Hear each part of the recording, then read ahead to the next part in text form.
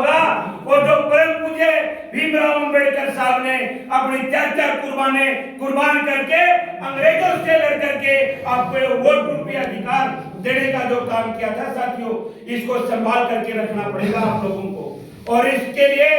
इस वोट से आपके विचारधारा का, अपना जेब का मंदिर अमूल्य बनाना पड़ेगा, तब जा करके आप लोग अपने बच्चों के भविष्य को बता सकते हो, अदरवाइज कोई गुंजाइश नहीं है साथियों। आज भीम आर्मी आजाद समाज पार्टी के नेता पूरे देश, पूरे हरियाणा ने, पूरे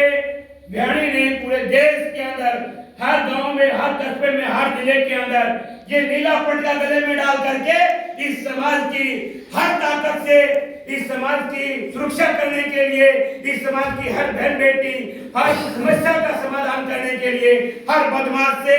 हर प्रशासन से, हर सरकारों के नेताओं से टकराने का काम करते हैं। और जो दुस्साहस कहीं से पैदा हुआ है, ये नीले पट्टे डॉक्टर भीमराव अंबेडकर, माननीय चंद्रशेखर आजाद सांसद साहब की देन है साथियों। अगर सच में आप लोगों ने आज ये नीले पट्टे को गले में डाल करके और अमल किया, सोचा विचारा को कितनी महत्वपूर्ण, कितनी जरूरी है आज के दिन भीम आर्मी करती क्या है साथियों। अगर आप लोगों के साथ में कहीं पर भी, किसी जगह पर भी, रात को अंधेरे में, दिन में कहीं पर भी कोई उत्पीड़न होता है, अत्याचार होता है, अगर उसकी कोई नहीं सुनता तो उस टाइम पर भीम आर्मी सुनती है साथियों। भीम आर्मी के लोग न किसी से गुंडे मवाली से डरते हैं, न किसी एसपी डीसी से डरते हैं, न किसी मंत्री एमएलए सरकारों से डरते हैं। वो किसी से डरते हैं तो बाबा साहब परम पूज्य भीमराव अंबेडकर के संविधान से डरते हैं साथियों। अगर हमारे हाथ आपसे बंधे हुए हैं तो वो संविधान की बेड़ियों से बंधे हुए हैं, नहीं तो इस देश के अंदर ऐसी कोई ताकत नहीं हमें गुलाम बना दे, हमें कमजोर बना दे। तो हमारी मजबूरी यही है कि हमारे लोग इस बात को, संविधान को, परम पूज्य अंबेडकर साहब को अभी तक समझ नहीं पाए हैं साथियों। अंबेडकर साहब ने कहा था कि मैं मूर्तियों में नहीं मिलूंगा, मैं किताबों में मिलूंगा, लेकिन हमारे लोग किताब पढ़ने नहीं है, तो किताबें पढ़ना नहीं चाहते हैं।